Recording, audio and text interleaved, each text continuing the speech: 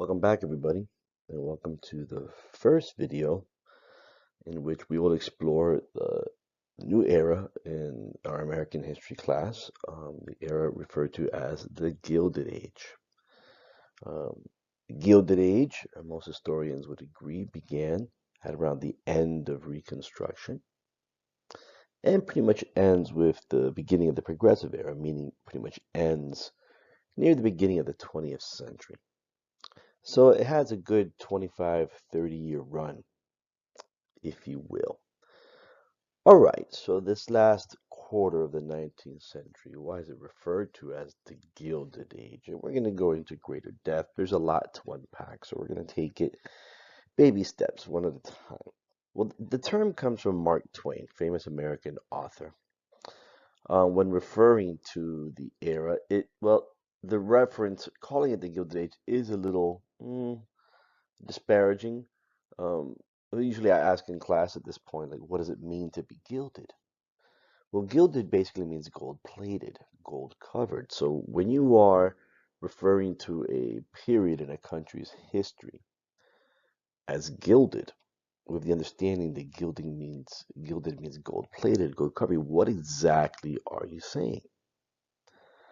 And that pretty much gets to the core of an overall picture of the Gilded Age, an era in which on the surface, to the naked eye, it is shiny and bright.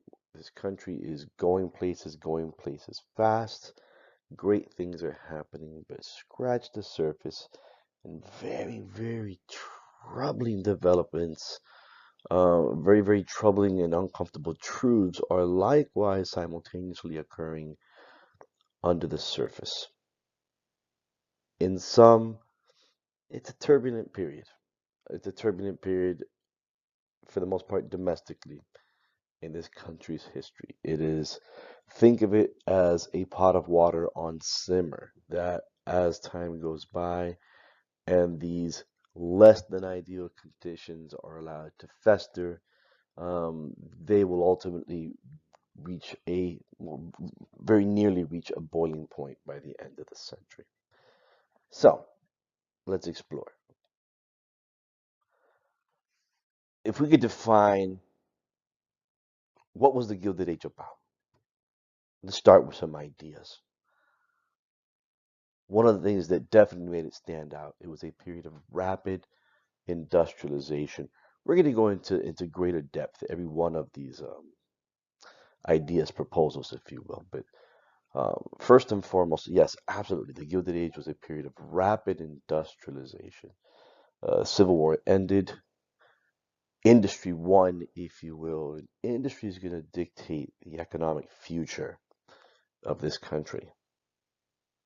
With rapid industrialization also came rapid urbanization, a very thorough, almost complete transformation in this of our country, not only economically, but also socially, demographically, where we live, what we do for a living.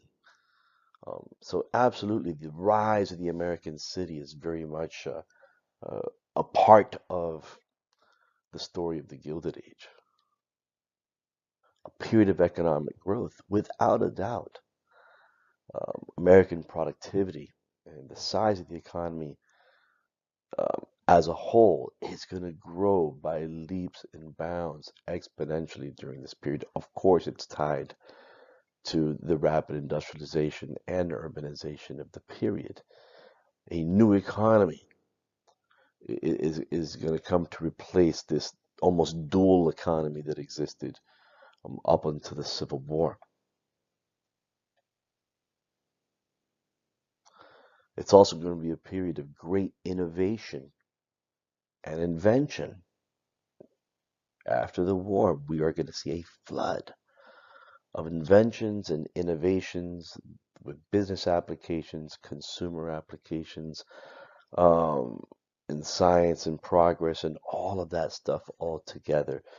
Um, the world of these people that lived in the mid 19th century, by the time you get to the late 19th century, is going to look very, very different.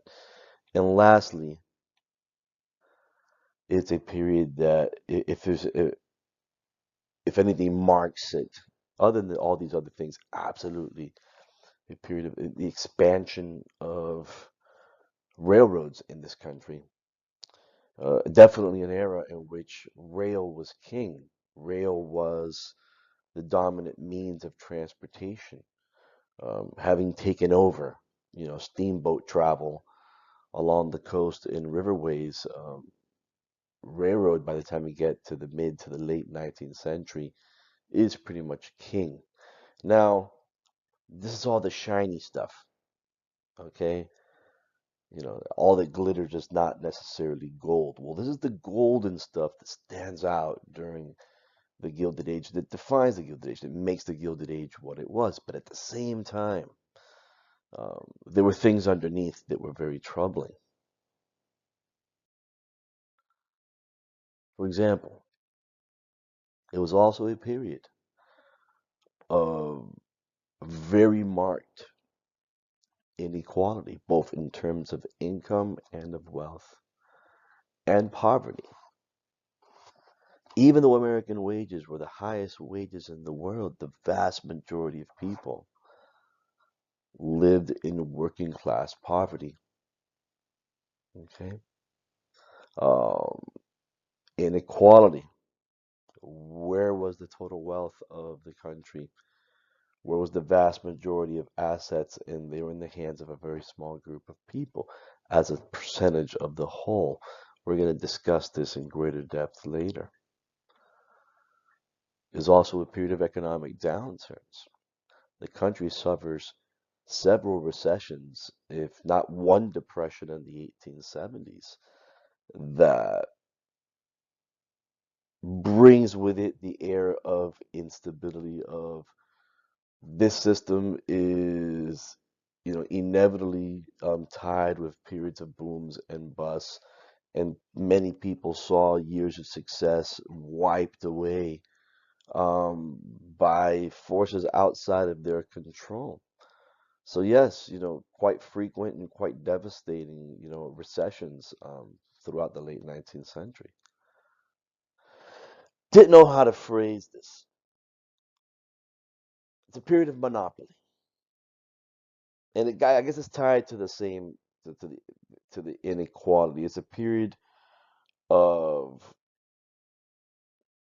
not only big business and firms coming to light, emerging, which size and scope rivals anything that had been seen before. The rise of the corporation, if you will. We also see the concentration of capital in fewer and fewer hands, and fewer firms, until you see the emergence of monopolies coming to dominate much of the economy towards the end of the 19th century, with all of the negative side effects that come with that. It's a period of corrupt government, and we spoke about that, going all the way back to Grant, and it doesn't stop. Government that has the reputation of being highly corrupt. Civil service reform took a while to pass. At the local level, particularly at the urban city level, government is not only corrupt but completely insensitive and indifferent to the plight of the working class in America, in these brand new, pretty much American cities, that were not really prepared to take in a flood of millions of people coming from several directions to come and find work in these cities, and and and the consequences, crime and disease, and just outright living conditions that are not suitable nor safe for human beings. And it's very much the norm in late 19th century urban America. And last but not least, very significant social upheavals during this period. The farmers rise up, okay? against what they perceive to see as a system that is rigged against them and their success. And the working class, the urban working class, rises up as well and makes very forceful demands on the powers that be. And this is where you see the birth of the American labor movement. And so this Gilded Age is an interesting one. It's a period where, yes, we have to admit some, at least on the surface, if not for everyone, for some people, this country was growing by leaps and bounds and enjoying great wealth creation. But where was it going? The vast majority of people were not necessarily benefiting from this. And there was some very serious social problems lying and economic problems lying underneath the surface. So let's start with, I gave you a definition of the Gilded Age, the things that came to define it, both the good and the bad. Now let's start with the question straight out of the Cambridge syllabus. Well, why is that, Mr. Hernandez? Why was the late 19th century an age of rapid industrialization? Why that last quarter of the 19th century, and why so quick?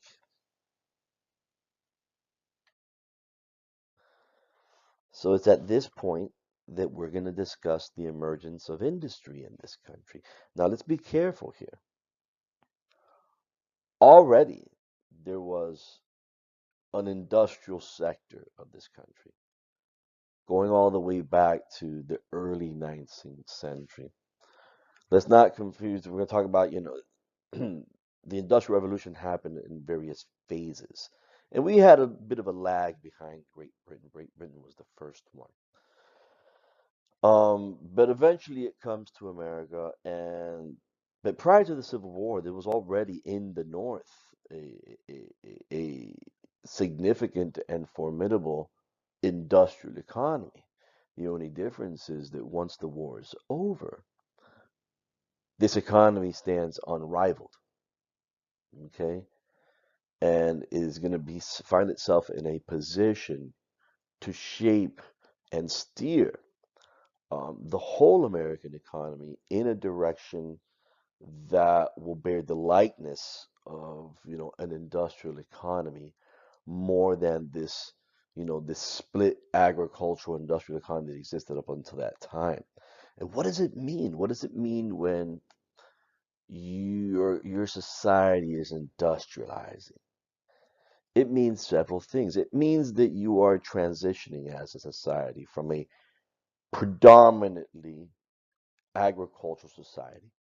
Understand, human society has evolved. Okay, we used to be hunter gatherers, and then tens of thousands of years ago, we learned how to raise animals.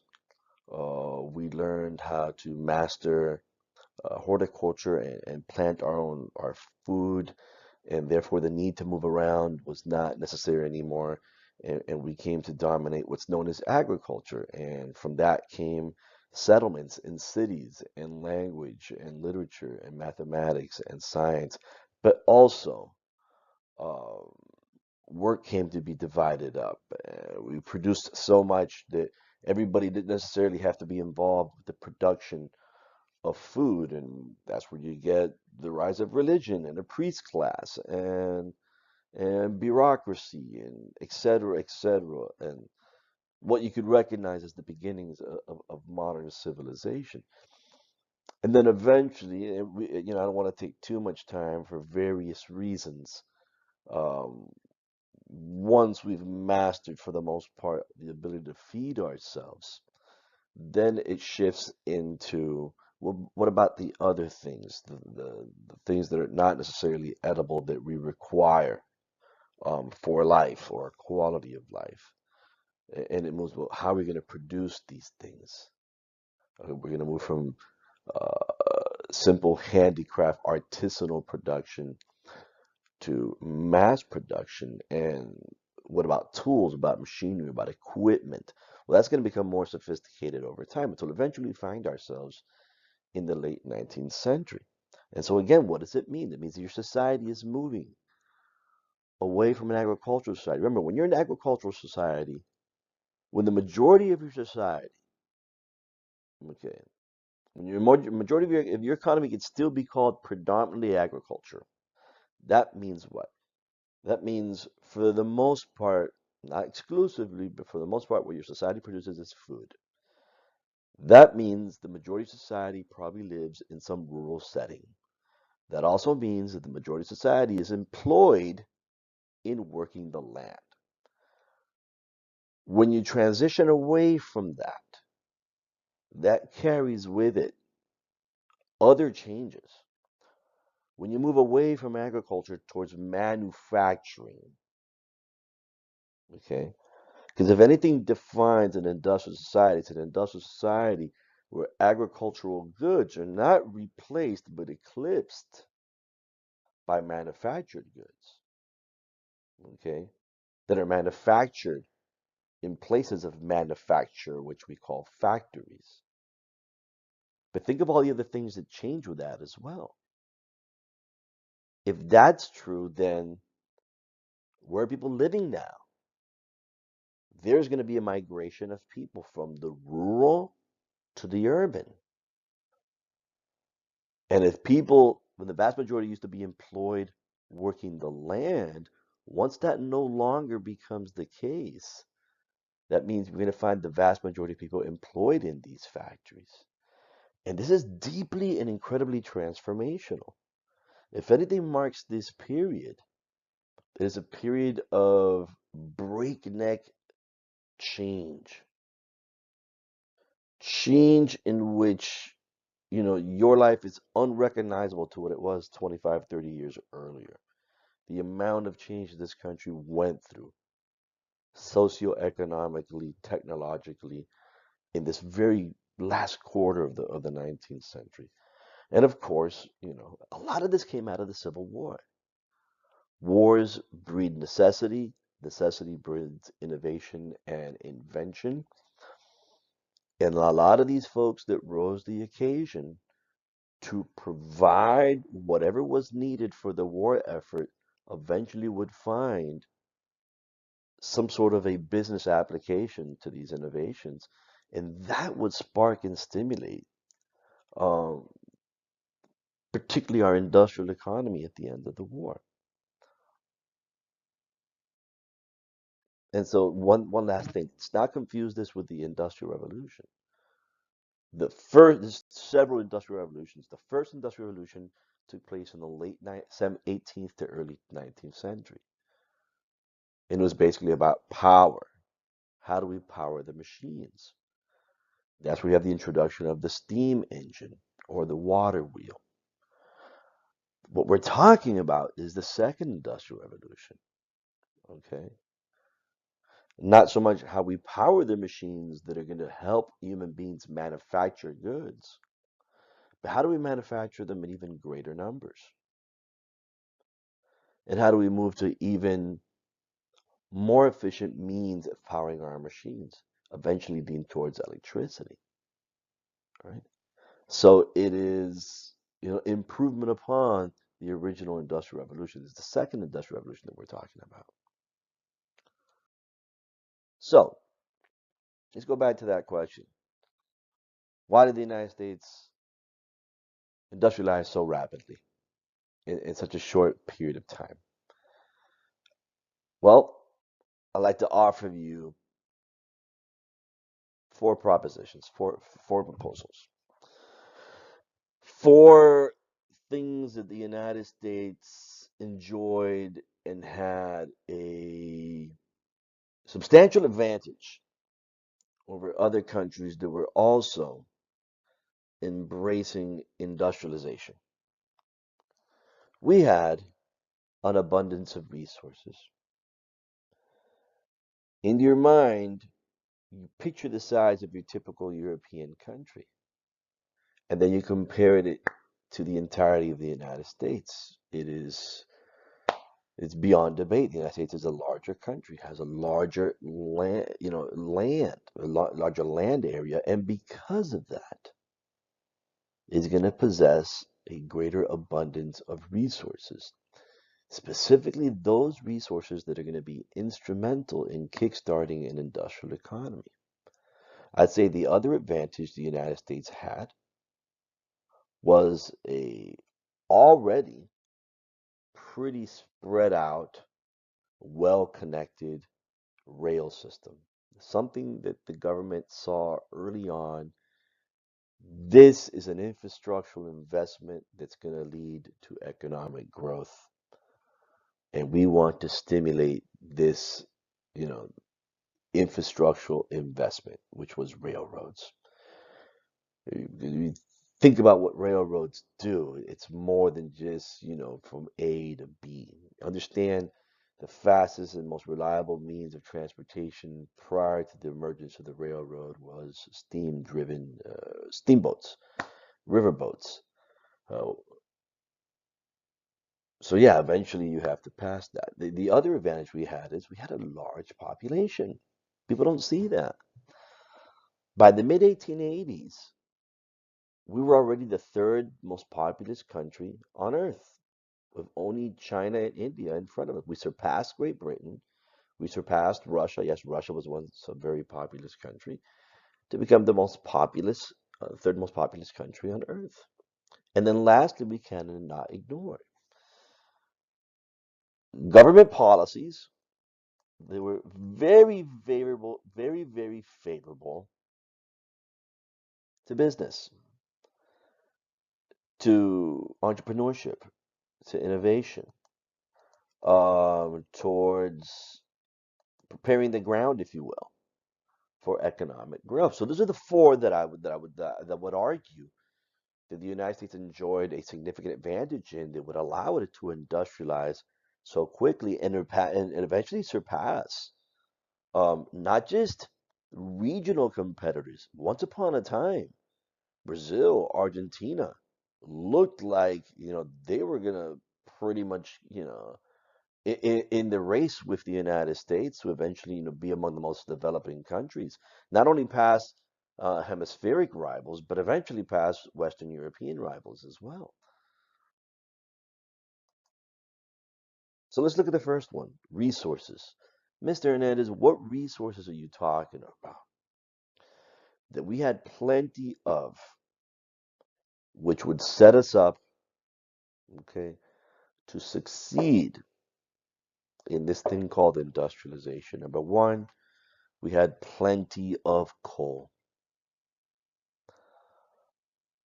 What oil has been to the 20th century, coal was to the 18th and the 19th. It was the energy source that powered that world. It was the energy source that powered the early industrial world. And you'd be surprised to what extent coal still powers the world today. And there is still plenty of it. And they still burn it in many countries, namely in China.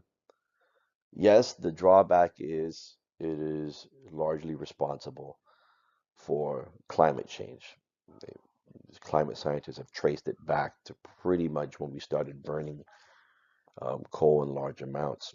But that's another discussion altogether. We also had a lot of iron, a lot of iron mines. Iron mines and coal mines tend to run very close to each other. And iron, you're going to see, is going to be another one of these basic, almost irreplaceable ingredients that an early industrial economy is going to need. And then, not immediately, but later on, we are going to discover that we also have plenty of what Americans call oil, which is very strange because it's nothing like olive oil or corn oil. Yes, it's viscous, but completely different properties. Don't try to eat. That's because they used to call it rock oil in the early history of the petroleum industry. In the United States, it was referred to as rock oil. The British referred to it as petroleum. It's always been around, okay? There was just no application for it. In the very, very beginning, its viscosity was good for lubricating moving parts. It was actually seen as a nuisance for farmers that actually were looking for water and they would come across um, this black thick liquid coming out of the ground. They would dump it in the lake, set it on fire. Later on, more useful commercial applications are going to emerge, and eventually it becomes, a dominant resource. But in the beginning, it really wasn't. But eventually, we're going to have and we're still abundant. The United States is, if not one of the top, I believe already the top exporter in petroleum products in the world. It's not only the fuel in your car and in airplanes and in trains. There's other byproducts that come out of this. So coal, iron, and petrol. And here's a map. This is an 1880 map showing where the majority of the coal in this country is. And there's been more coal found later on, but you'll notice a lot of that coal is in West Virginia. West Virginia and Western Pennsylvania. And later on, when we talk about the birth of a particular industry, not the iron industry or the coal industry that's West Virginia and Pennsylvania. That's coal country. Okay. But it's not going to be an accident that another industry is also going to emerge in very close proximity to these coal mines and these iron mines. Just don't forget that.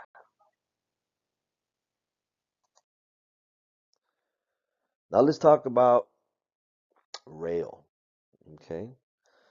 1829, Tom Thumb, the first American built railroad, believe it or not. That was very simple beginnings. Um, it was a really limited size of track, the B&O Railroad, which actually stood for the Baltimore and Ohio Railroad. Um, Only went so fast, not fast at all. You could imagine. Now, 1833, it was British constructed, but the first practical, what you could really call a steam locomotive, made its emergence in the United States, called John Bull. Um, and John Bull made a number of improvements over Tom Thumb just a couple of years later. Like a lot of people don't. And by the way, John Bull is on display at the National Museum of American History in Washington, D.C. Um, the thing about both of these trains is they used pretty much anything they get their hands on as fuel for that steam engine because they were powered by a steam engine. And quite often, what they found themselves doing is whenever they ran out of steam, if you will, they would just stop, chop down some trees, and then feed it to the steam engine. So, wood, anything that would burn. Of course, coal was the most ideal. And then that metal contraption that's all the way in the front of the train was also because of a problem they kept running into, animals crossing in the path of the train. So it's not called a cow tipper. I think it's a cow something, cow scooper. It's actually meant to pick up and scoop cows and toss them out of the way of a moving train. And it's not going to be the last time that railroads are concerned with animals. Um, Give it another 30 years, and we're going to get to that later. This isn't about trains per se, but I want to talk about it because let's say it grows up with railroads at about the same time that railroads are becoming a thing in this country. Telecommunications, also the future of telecommunications becomes a thing. Mr. Samuel Morse invents something that is incredibly revolutionary, the telegraph machine. This, through copper wires and basically electrical bursts, is going to allow for communications across very long distances almost instantaneously, something nobody even imagined before. Remember, we're going from letters, from Pony Express, to messages, going from A to B in a matter of seconds, however fast it takes electricity to travel. In 1832, he creates the first uh, system of telegraphy with a telegraph machine. In 1836, he invents an alphabet, Morse code, to do this.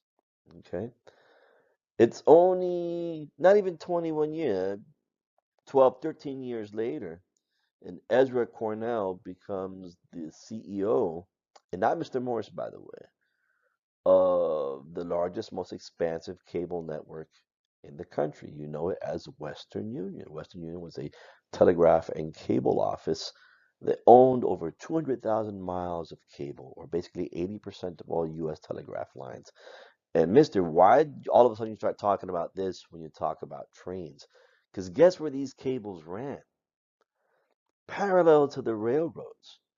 In fact, more often than not, guess where you would find the telegraph office? At the train station. At the train station, not only was the place you caught train, it was also the post office, and it was also the telegraph office, because all of that stuff came into town through the train station. And now, by the time we get to 1869, and we talked about trains during the Civil War, now we're looking at something we recognize. Aha, that's a locomotive. And 1869 is a big deal, May 10th, 1869, because that was the date that they united the Union Pacific and the Central Pacific into the first transcontinental railroad. Remember, we have been talking about this since the 1850s, but of course it was interrupted by the war. Um, but as soon as the war was over, with great help from the federal government, they began in earnest to build the transcontinental railway. And the golden spike, if you will, was driven into the ground at Promontory Park, Utah, Promontory Point. Fun fact, the Central Pacific was built mostly by Chinese immigrants. Chinese immigrants that started showing up in this country in the 1840s and 50s, first working in mining and eventually finding work in the railroads. The Union Pacific line that came out of Independence, Missouri, most of the laborers on that line were either former slaves or Irish immigrants.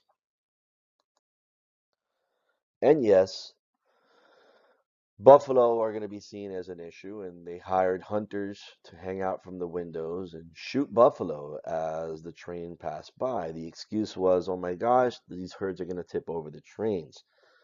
But there was another motive to this. It was to eliminate the food source of the plains natives and eventually force them into accepting surrender and moving on to a reservation. And we would just let their bodies, rot under the sun, despite the fact that the hides, well, I think they would skin the animal, but would leave, the hideless animal to rot under the sun. The hides were very lucrative business back east.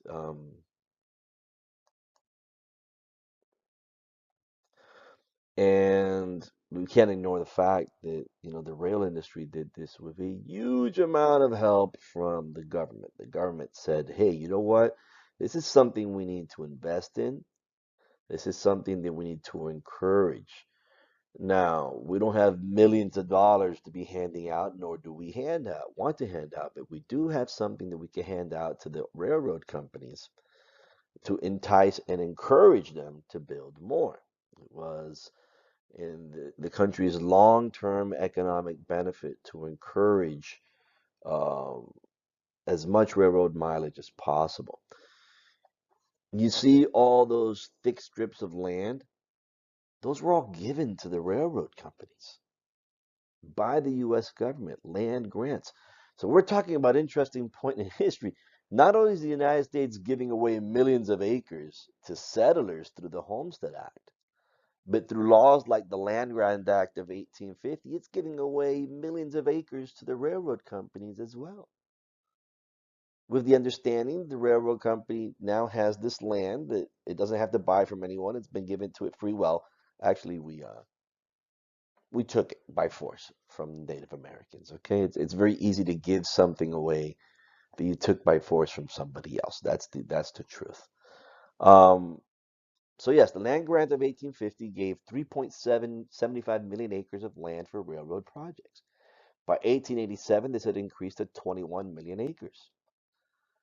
A couple of years later, the Pacific Railroad Act gave The first five transcontinental companies, over 130 million acres. All in all, through land grants, the United States government gave away over 180 million acres to railroad companies at about $1 an acre.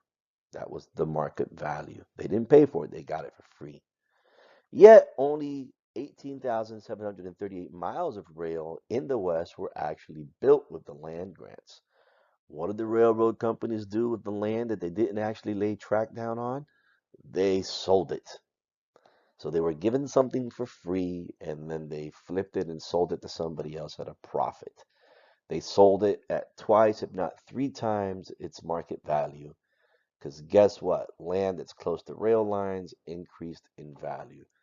And through this side business, the railroad companies ended up earning over $170 million selling land that was given to them for free. And when you look at that map, that's a whole lot of land that the United States government handed over to the railroad companies to stimulate railroad expansion. And this is the end result. By 1880, we got 93,000. Well, that's a map of 1870, shortly after the Civil War. One transcontinental line that meets at Promontory Point. We know this. You could already tell that Chicago seems to be the railroad hub of the country. It's not going to be an accident that these industrial centers become railroad hubs. Railroads are more than just about transporting people. In fact, that's almost secondary, if not third. Trains are about transporting resources. Trains are about transporting goods. They're about connecting factories and farms to markets, connecting different markets to each other's. And when we're talking about transcontinental railroads, now we're talking about connecting the ports of New York City and Boston to the ports of San Francisco and Los Angeles. And guess where those ports lead to? Trade with Europe or trade with Asia. By the time we get to 1890, there's several transcontinental lines.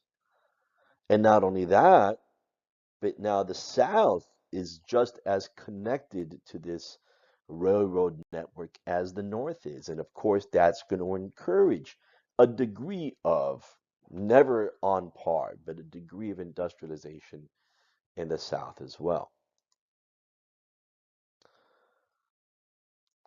Well, as we embrace rail travel, if you will, we also have to come to terms with the world's getting smaller and it's moving faster. And how do we manage something that we've never been? So these are things that we take for granted as people in an industrial society or post-industrial society or information society, whatever you want to call it. We are way more tied to the clock today than we would have been 300 years ago. The clock dominates on industrial society much, much more than an agricultural society is dominated by the sun and the clouds and the weather. Those are the dictates of what gets made and how long you can work, et cetera, et cetera. The clock dominates an industrial society. Okay? Well, we had a problem. There was no standard time per se. There was clocks, there was watches. They've been around since 1700s. By the early 1900s, they were around. They were not uncommon. Most cities and towns tended to keep their own time, independent of other cities and towns. Well, needless to say, railroads, shipping becomes a nightmare when you cannot accurately plan for departure and arrival times, especially when you're dealing with long distances, especially when different towns are setting their own time. So something needs to be done to standardize this and organize this mess, if you will. The British were the first ones because before there was, you know, shipping through train, there was maritime shipping. Okay. The British were the first ones that attempted to standardize time more for their shipping lanes. So Greenwich Mean Time was established in 1675 to set a standard. This is standard, Great Britain time, and everything else should set itself either 12 hours before or 12 hours after, depending on where you are on the globe. And yet, it was not official standard time in Great Britain until 1880. The US, being larger than Great Britain, of course, first proposed the use of four time zones in 1870. But it wouldn't be used for the first time until 1883, in which the United States was officially separated into four time zones: Eastern, Central, Mountain, and Pacific, each an hour apart from each other, with the idea that everybody that fell within those zones would adjust their clocks within an hour before or after the zone next to them. The Standard Time Act of 1918 would formally adopt the four zones by law. You take it for granted, you've lived by it by your whole lives. Guess what? Didn't always exist. Population, that's the other one that people don't look at. Would we have been able to catch up to and surpass Great Britain, France in industrial output, in manufacturing, had we not had the number of people that we had that could man these machines and create that sort of output? I don't think so.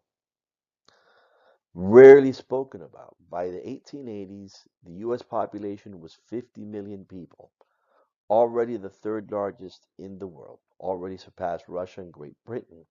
Okay? People are a resource. Okay? How did we get to grow our population to be third in the world after a devastating, civil war? Well, high birth rates. On average, women gave birth to about 7 children that would reach adulthood back then. I know that sounds crazy. Lower mortality rates, the greater availability of food, all these things tied together. Improved medicine led to increased life expectancy, lower infant mortality, etc., etc. But unlike other countries, we also received a huge infusion of people from elsewhere. Between 1870 and 1900, 12 million human beings, immigrants, made their way to the United States. To the point that one out of every four people in this country are immigrants. By the late 19th century, one out of every four is an immigrant that came from somewhere else recently. Okay? That's one of the largest mass migrations in human history. And it wasn't just folks leaving places that we don't look at it that way, okay? What do you mean Germany was dealing with a lot of instability in the late 19th century? Yeah, it was. That's why so many people left. That there was no Germany until the 1880s.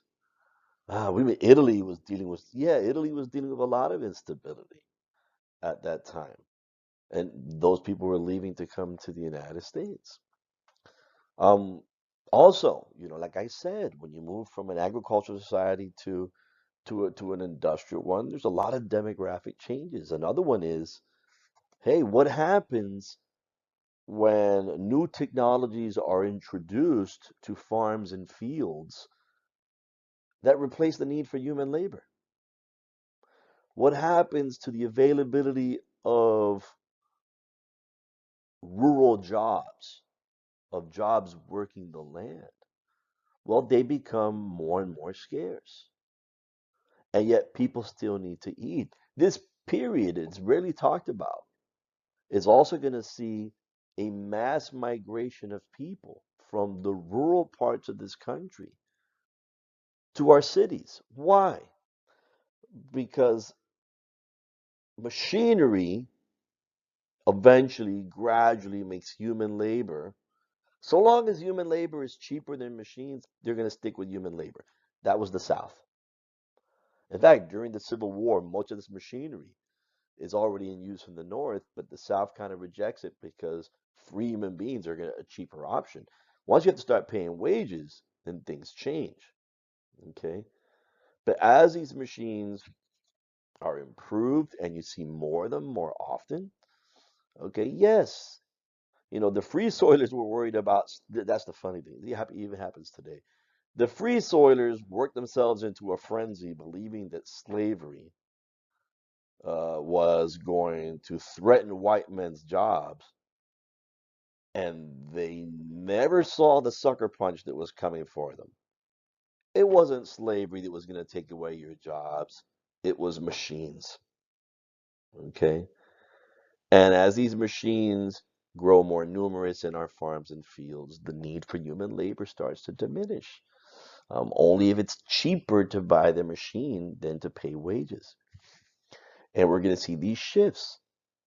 Look, in 1860, roughly 20% of the population lived in cities. 20 years later, it's almost 30%. Where do you think they came from? They came from rural communities. And what pushed them out? Mechanization. As many people, 12 million people came from elsewhere. About that many people, 11 million Americans migrated from the countryside to the cities between 1870 and 1920. By 1890, 35% of Americans lived in urban areas. That's about 1 in 3. By 1920, more than half the population lives there. You can thank this guy, Cyrus McCormick, that invented the mechanical harvester. First horse drawn, then eventually later drawn by a steam engine. And they would also invent, a mechanical thresher and a mechanical harvester. And these things are going to revolutionize agriculture. They're going to produce yields never seen before. But that in itself is going to bring its own problems. And then lastly, let's address this almost myth that whatever this country economically did, it did, you know, by sheer grit and entrepreneurial spirit of individual actors. No, nonsense. None of this would have been possible without government policy, okay? That was very, very, very much in favor of helping encourage and stimulate entrepreneurship and infrastructure and growth. The US government was there every step along the way and did tons of things to help it happen. For example, the United States government, for most of its history, has always had a very laissez-faire approach towards the economy. That means leave the business sector alone as much as possible. There was, of course, it was easy to grow at that time. There was practically no taxes. The business sector practically paid no taxes. There was no federal income tax or corporate tax until the 16th Amendment in 1913. So all of these firms are practically paying no taxes at all. There was practically no government regulation whatsoever.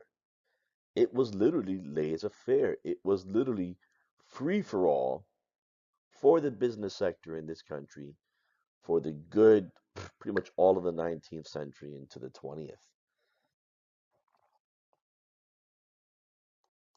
Protection of private property, which is enshrined in law. It's right there in the Fifth Amendment.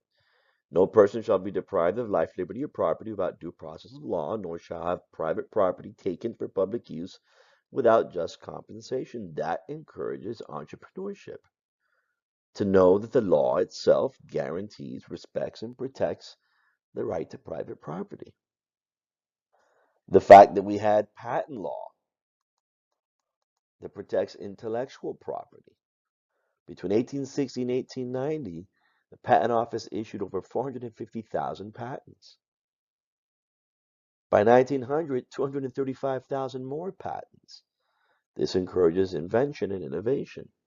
There's some critics say that it kind of stalls progress as well.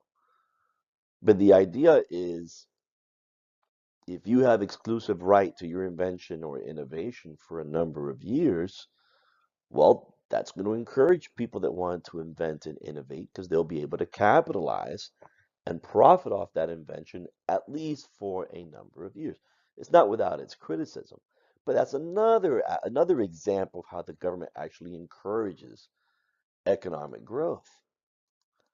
Another one, particularly during this period that we needed to bring people, okay, to work the factories, very relaxed immigration policy. We're going to talk more about this in depth, but in the late 19th century, you basically showed up, okay, and as long as you didn't have tuberculosis, which they would just put you in quarantine, or were not, an alcoholic or, insane, welcome to America. It was that easy. And big business encouraged government to make it and keep it that easy because it needed bodies working in these factories. Land policy. The government actively stimulated infrastructure and agriculture through the railroad land grants, which we already talked about. But look at the Homestead Act. Think about how the Homestead Act encouraged economic growth. It encouraged agriculture, okay? People to go out there and improve their lands. That was the only way you're going to get it for free if you improved it. The Homestead Act granted between 1862 and 1934 1.6 million homesteads, or 270 million acres of federal land for private ownership, or 10% of the land. Don't say nothing in this country is free. There's plenty of examples of free stuff. That's probably the greatest one. And if you didn't know what the heck you were doing, the government actually set you to a free agricultural school with the Morris land grants. And then another and probably the biggest example, protectionist trade policy. The government had an active policy, particularly when Republicans were in charge, to keep tariffs high. If you don't know what tariffs are, it's a sort of excise tax on imports. Why would the government want to keep tariffs high? So the American consumers would buy US made products and not buy imports. Why do that? Because it protects American manufacturers.